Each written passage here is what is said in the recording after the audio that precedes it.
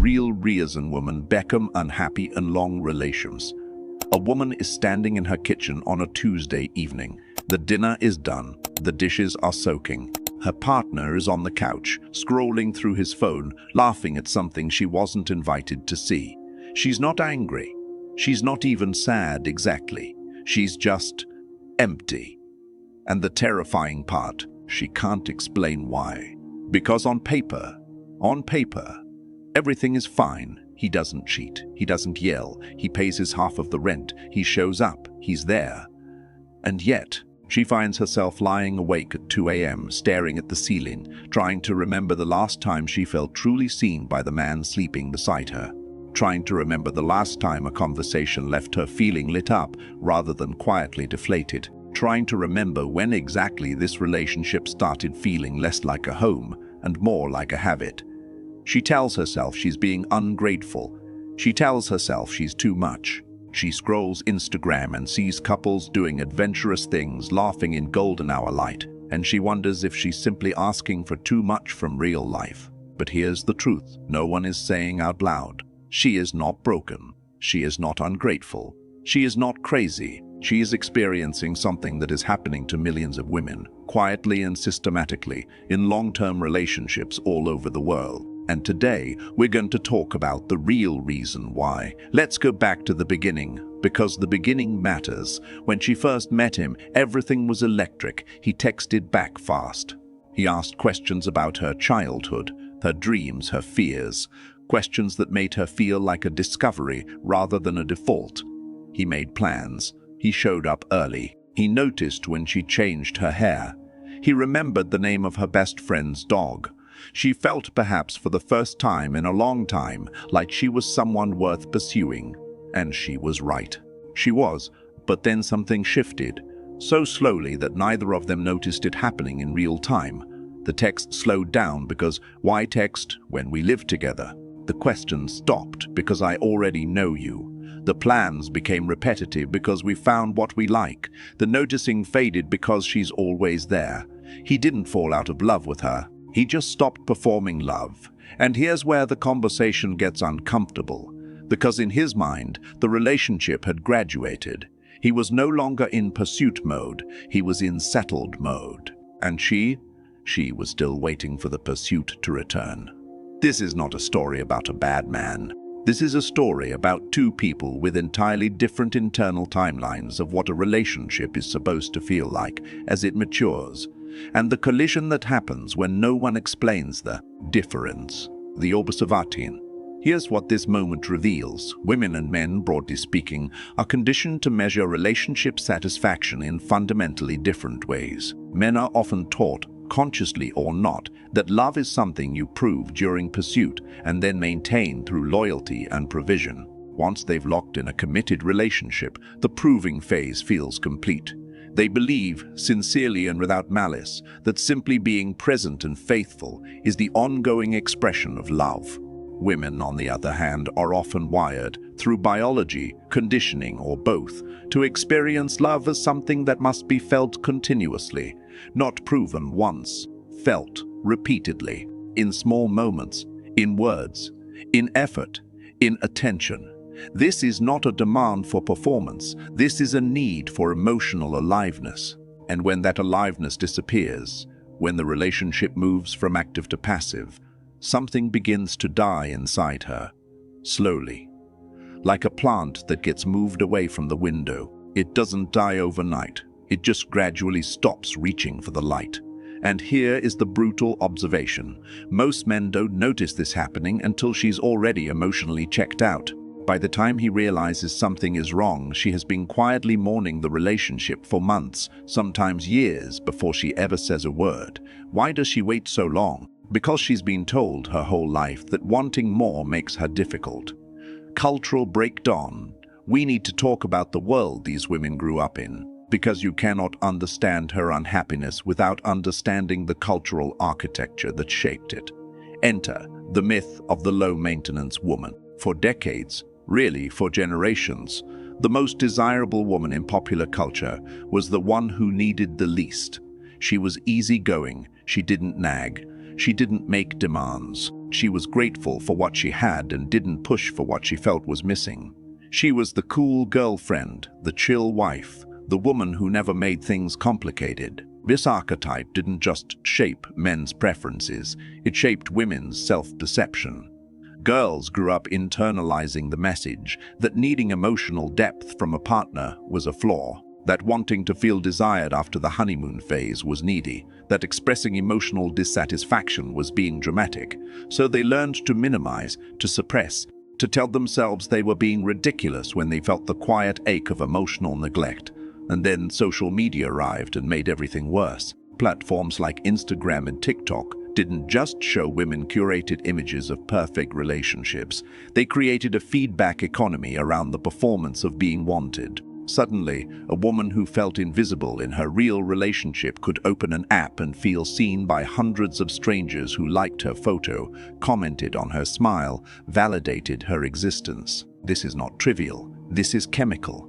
When your real-life partner has stopped noticing you, and a stranger on the internet gives you a dopamine hit of recognition, your brain does not distinguish between the two. They both register as proof that you exist and matter. This is part of why emotional disconnection in relationships now exists alongside a parallel universe of digital validation. Women aren't leaving their partners for other men. They're leaving emotionally, spiritually, for the version of themselves that feels alive when someone pays attention. Here's the uncomfortable cultural truth. We have built a world that is extraordinarily good at triggering the feeling of being wanted through apps, algorithms, notifications, and novelty, and extraordinarily bad at sustaining that feeling within the walls of a committed long-term relationship. The relationship can't compete with the feed, and nobody warned us about that. Realization 1. The relationship didn't fail her. It was never given the right instructions. Most couples enter long-term relationships with a completely unspoken assumption that love, once established, will sustain itself, that the connection formed in the early stages will simply continue without intentional maintenance. This is one of the most dangerous myths in modern romantic culture. A relationship is not a monument you build and then admire. It is a living thing, more like a garden than a statue. It requires consistent tending, deliberate attention, and a willingness to evolve together rather than simply coexist. The tragedy isn't that the love died. The tragedy is that no one taught either of them how to keep it alive. She didn't become unhappy because she asked for too much. She became unhappy because both of them forgot to keep doing the things that made the relationship feel worth staying in. Realization 2. Emotional starvation doesn't announce itself. This is perhaps the most important thing to understand and the most overlooked. Emotional starvation in a relationship doesn't feel like starvation at first. It feels like contentment. In the early stages of emotional drift, a woman often tells herself she's fine, she's adjusted, she's mature. She's not one of those people who needs constant reassurance. She keeps busy. She pours herself into work, friendships, fitness, projects. She builds a full life around the relationship to compensate for the emotional vacancy within it. And then one day, maybe it's his birthday dinner where he's on his phone the whole time. Maybe it's the moment she achieves something significant, and his reaction is flat, distracted, barely present. Maybe it's something as small as him walking past her in the kitchen without making eye contact for the third day in a row. One small moment, one tiny withdrawal from an account that has been quietly draining for years, and something inside her breaks. Not dramatically, not with tears and screaming, just a quiet final click, like a door closing softly behind someone who has already decided to leave. By the time she tells him she's unhappy, she's been unhappy for so long that the announcement itself is almost an afterthought. Realization 3. Women don't leave relationships. They leave emotional experiences. We talk about breakups and divorces as if they are sudden decisions, as if one morning a woman woke up and decided to blow up her life. That is almost never what happens. What actually happens is a slow, private process of emotional disinvestment that begins long before any formal conversation. She stops sharing the small details of her day. She stops reaching for his hand in the car. She stops planning things together. She stops fighting about the things that used to matter, because fighting requires believing the relationship is worth fighting for. When the fights stop, people sometimes mistake that for peace. It isn't peace, it's resignation. She has not become indifferent because she stopped caring. She has become indifferent because caring became too painful to sustain. A woman who has gone quiet in a relationship is not content. She is already halfway gone. Realization. 4. He thought staying was enough. She needed him to keep choosing her. Here is the most common fracture point in long-term relationships, stated as plainly as possible. He believes that commitment is demonstrated through continuity, staying, providing, not leaving. She believes that love is demonstrated through active choice, choosing her again, daily, in small, deliberate ways. Neither of them is wrong exactly, but they are speaking entirely different emotional languages, and without a translator, they will live in the same house and never fully reach each other. When a man stays faithful for a decade, he feels like he has written a love letter 10 years long. He has proven, in the most literal way, that he chooses her. When a woman receives that decade without daily evidence of desire, without being pursued, noticed, surprised, delighted, she experiences it not as a love letter, but as a lease agreement. You're here, I'm here. Neither of us is leaving. That is not the same as being loved. That is being housed. Realization. 5. The resentment isn't about what he did. It's about what he stopped doing. This is the one that nobody wants to say, because it sounds unfair. It sounds like moving goalposts. It sounds like punishing him for behavior that was never explicitly communicated as necessary. But here is the psychological reality. The things he did at the beginning of the relationship were not extras. They were not above and beyond. They were, from her perspective, the baseline of what love looked like. He used to plan dates. He used to initiate conversations. He used to text her in the middle of the day just to say he was thinking about her. He used to ask her how she was feeling and actually wait for the answer. These weren't grand gestures. They were small, consistent signals that said, "You matter to me, I'm paying attention. You are still actively my priority." When those things disappear, she doesn't experience it as him returning to a neutral state. She experiences it as him taking something away that she had already come to understand as love. It's not that her standards changed, it's that he changed, and then convinced himself that stability was the same thing as effort. Realization. 6. The ungrateful woman narrative is a weapon. At some point in this conversation, someone will say it. You might even be thinking it right now. Why can't she just be grateful for what she has? Why isn't a good, faithful, stable man enough? And this is where we have to be intellectually honest about who this framing serves. The narrative of the ungrateful woman is one of the oldest tools in the cultural toolkit for silencing female dissatisfaction. It takes a legitimate emotional need, the need to feel desired, seen, emotionally connected to your partner, and reframes it as a character flaw, as selfishness, as an impossible standard. But we never ask men why they aren't grateful for a woman who stays home, raises their children, maintains the household, and keeps herself attractive. We don't call a man ungrateful when he admits that he needs physical intimacy, respect, or admiration from his partner. We call that having needs. Women have needs too, not just physical, not just logistical, emotional needs that are just as real and just as valid. The woman who says, "I need more from this relationship," is not ungrateful. She is articulate, and she deserves to be taken seriously, not pathologized. De-escalation. Now we go deeper, because the surface-level conversation, "she needs more attention, he needs to try harder," is real, but it's not the whole story. Here is the deeper, more uncomfortable truth. Many women become unhappy in long relationships not because something went wrong, but because something went exactly right and then stopped. What I mean is this: the early phase of a relationship, the pursuit, the courtship, the electricity of new connection, is neurologically one of the most powerful human experiences available. It activates the brain's reward centers in ways that are almost indistinguishable from addiction. Dopamine, norepinephrine, oxytocin. The chemistry of early love is not a metaphor. It is a neurological event, and then it fades, not because the love is gone, but because the brain adapts. This is called hedonic adaptation, the brain's natural tendency to return to a baseline state of experience, no matter how good or bad the stimulus. This is not anyone's fault. It is biology. But here is where it gets complicated. Men and women, broadly, adapt differently to relational familiarity. Research in attachment theory and relationship psychology consistently shows that women tend to require more ongoing novelty, emotional stimulation, and relational investment to maintain relationship satisfaction over time. This is not because women are more demanding. It's because women, across cultures and across history, have been socialized to be the emotional custodians of relationships, and custodians notice when something is deteriorating long before anyone else does. She is the canary in the coal mine of the relationship.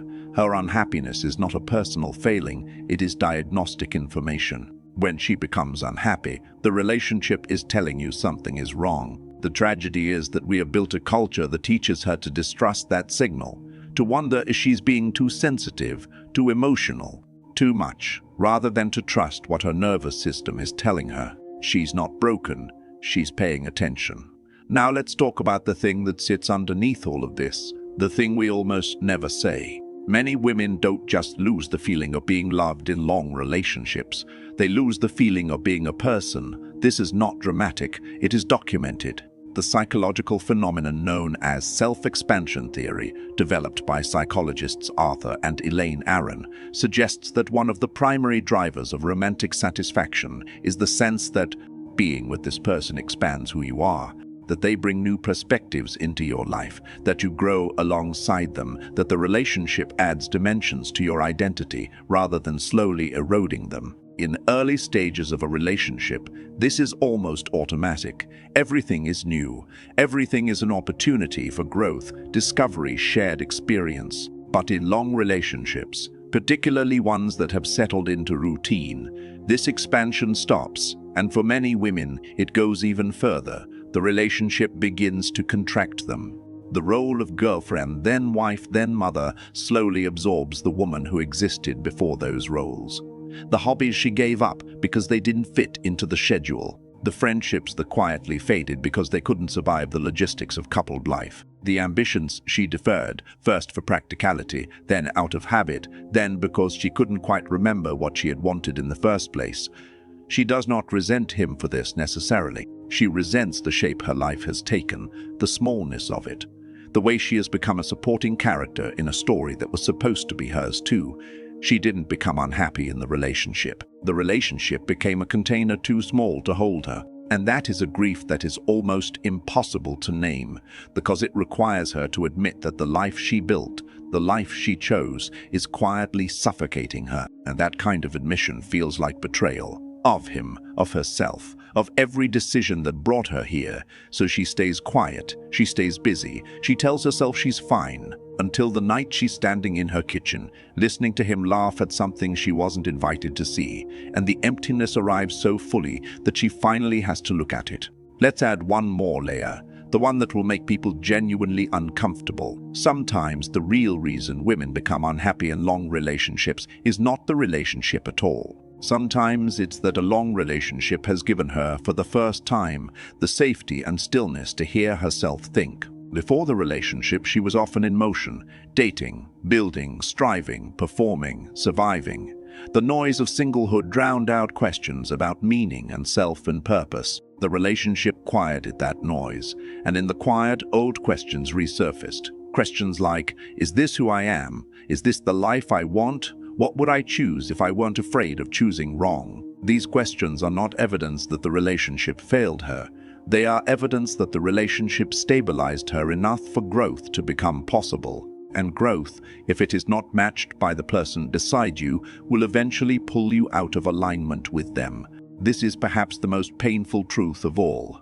Sometimes two people grow together for years, and then one of them grows in a direction the other cannot follow, and no one is the villain. No one did anything wrong. They simply became two different people in the same house, and the unhappiness is not the relationship breaking, it is the person becoming. Real-life scenarios. Scenarios 1. Maya, 34, has been with her partner for 8 years. From the outside, they look like goals, homeowners, 2 incomes, a rescue dog. holidays with both families. She would describe him as a good man.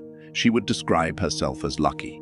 She also cries in her car on the way home from work, about 3 times a week. Not about anything specific, just a generalized grief she doesn't have language for. When she finally sees a therapist, the therapist asks her when she last felt genuinely excited about her life.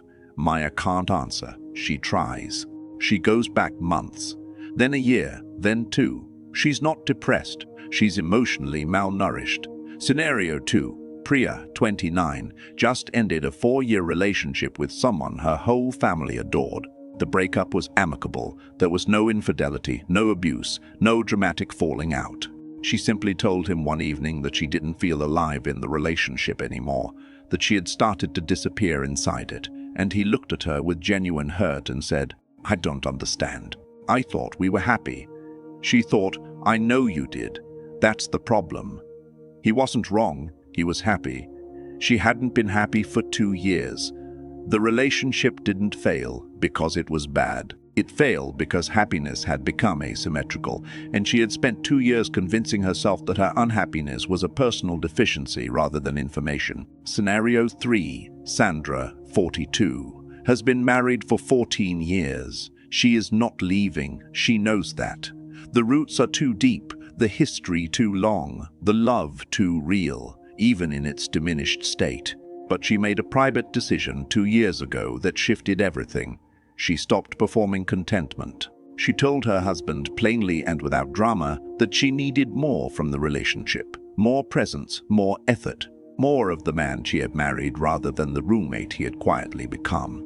She told him that she was not threatening to leave, but she was telling him the truth because she respected him enough to do that.